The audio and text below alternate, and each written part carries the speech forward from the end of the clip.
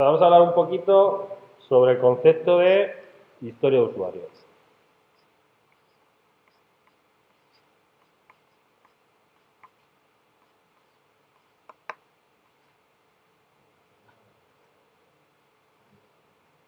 Bueno, digamos que partamos de una cosita y era que teníamos que hacer algo muy grandote, ¿vale? Y que lo que necesitamos es bajarlo un poquito a la tierra, ¿vale?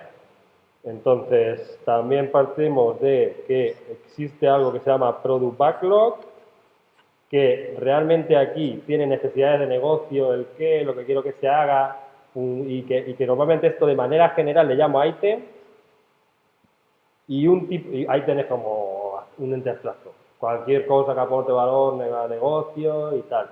Pero dentro de los items, el más popular es lo que le llamamos historia de usuario, ¿vale?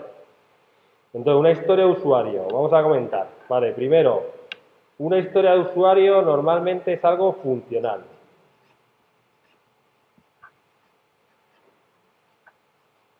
¿Vale? Es algo funcional.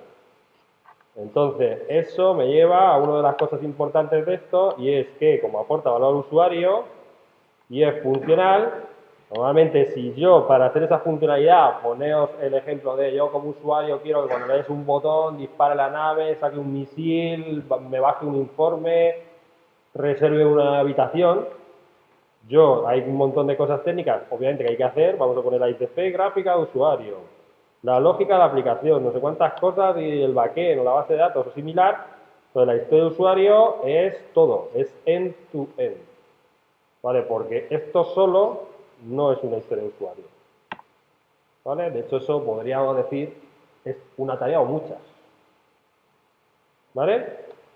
Luego habréis visto mucho que se utiliza los POSIT o los papelitos, ¿vale?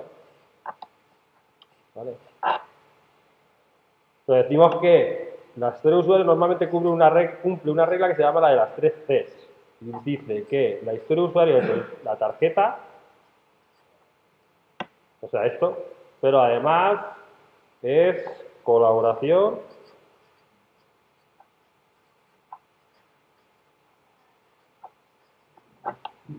¿vale? Es la colaboración, ¿y cuál más?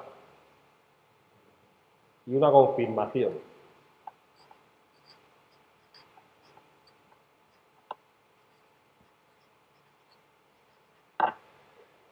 De hecho, esto del confirmar va relacionado con que me digas exactamente si lo que me confirmes que es lo que tú querías, o es lo que yo quería, o que nos lo confirmemos unos a los otros.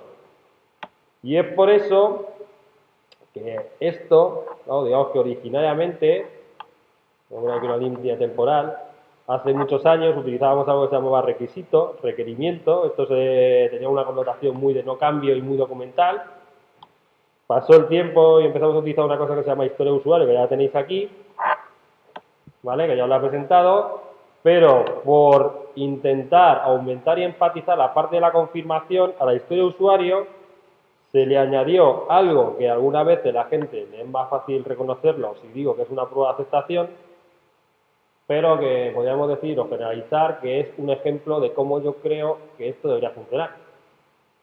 ¿Vale? Y es la parte que llamamos del by example. Que es que no me digas solo que quiero algo, que es lo que quieres, que es lo que pretendes que yo introduzca en aquello que estamos haciendo, sino que me pongas un ejemplo de cómo una vez hecho tú lo vas a confirmar que realmente es lo que yo quería. ¿Vale? De hecho, esto da pie a algo que se llama BDD, que es Behavior Driven Development. Es decir, comportamiento, desarrollo dirigido por el comportamiento, de fuera hacia adentro. ¿Vale? Entonces aquí llegamos a una cosa que le llamamos features. ¿Vale? En el sentido de que es la historia de usuario más load by examples, los ejemplos de funcionamiento. Más cosas que habría que tener en cuenta. Hoy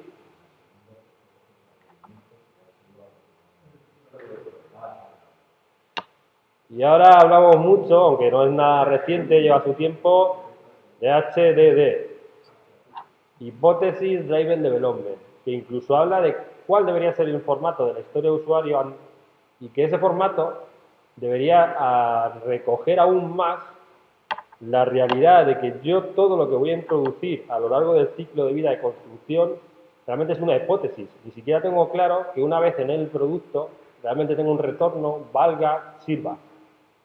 ¿Vale? Aquí incluso se habla del método científico. El método científico relacionado con las hipótesis, ¿no? Entonces yo hago una hipótesis en la cual creo que si pongo un botón en el juego en el cual le doy 3 veces y la gente descubre que hay un nuevo rayo láser que no sabía, creo que la gente va a descargar más la aplicación. Creo que va a descargar más la aplicación, pero me lo creo yo. No puedo asegurar que eso vaya a ser así. Digamos que de aquí hasta aquí hay una distancia, pero muy amplia, porque el requerimiento era que yo aseguraba que creía que eso iba a estar. La hipótesis pone por delante la duda y además el cómo yo voy a, una vez que esto esté implementado, comprobar si mi hipótesis era cierta.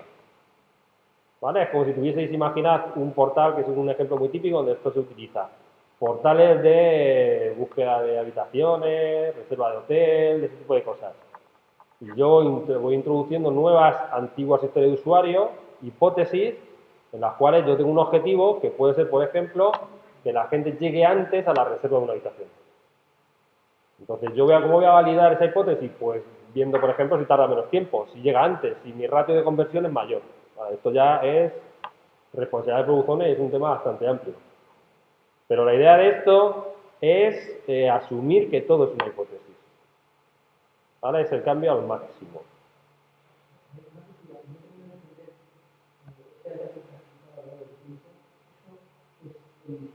Un conjunto de excepciones procedimientos, es un conjunto de pasos o de elementos que tienes que completar. No, eso es la evolución, de como antes trabajábamos una cosa, luego se puso... Sí. ¿La evolución o Sí. Sí. la diferencia entre los usuarios Y las features. Las features es cuando yo le meto obligatoriamente un ejemplo de cómo lo voy a hacer. Una historia de usuario tradicionalmente, ¿cuál es el formato que tenía? No espera. En español es como...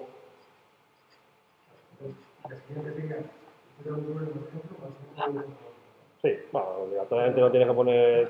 Si digamos que lo que habla el HDD es hipótesis. ¿Vale? Como rol quiero... Al equipo le da igual. De hecho, esto es valor. El equipo lo que tendría que hacer es lo que decíamos antes, hacerlo en tiempo y bien. Bueno, hacerlo bien.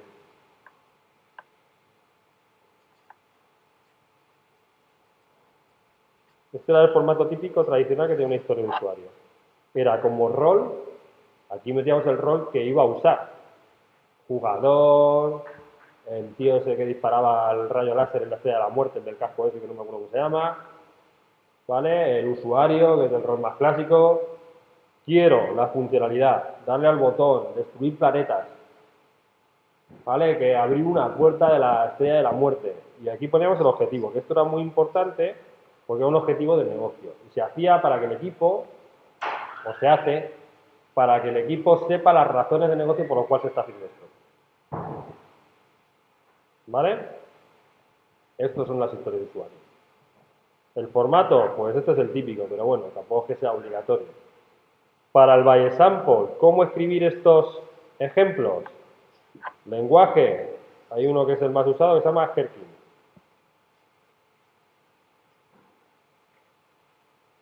Entonces, Gherkin, que es una de las piezas del BDD, es un lenguaje de cómo escribir esos ejemplos. Que tiene, de hecho es un lenguaje, yo no lo llamaría ni de programación, es un lenguajito con unas cuantas palabras claves que me ayudan a escribir esos ejemplos, donde las tres más famosas son una que es given, y otra es when, y otra es then. Traduco. ¿Eh? Dado, o sea, bueno, para que lo entendamos, precondición, condición, poscondición. Bueno, dado que la estrella de la muerte ha cargado ya los láser, cuando le dé al botón, dispara. ¿Vale? Esto tiene mucha más profundidad. Esto en el curso de testing, por ejemplo, es una de las cosas que vemos, de cómo escribir historias con Herpy. ¿Vale? Que ya son features. La gente ya cuando mete Herpy me dice features, ¿no? Porque de aquí, esto ya no me extiendo más porque ya digo, se nos iría un poco del tema de hoy.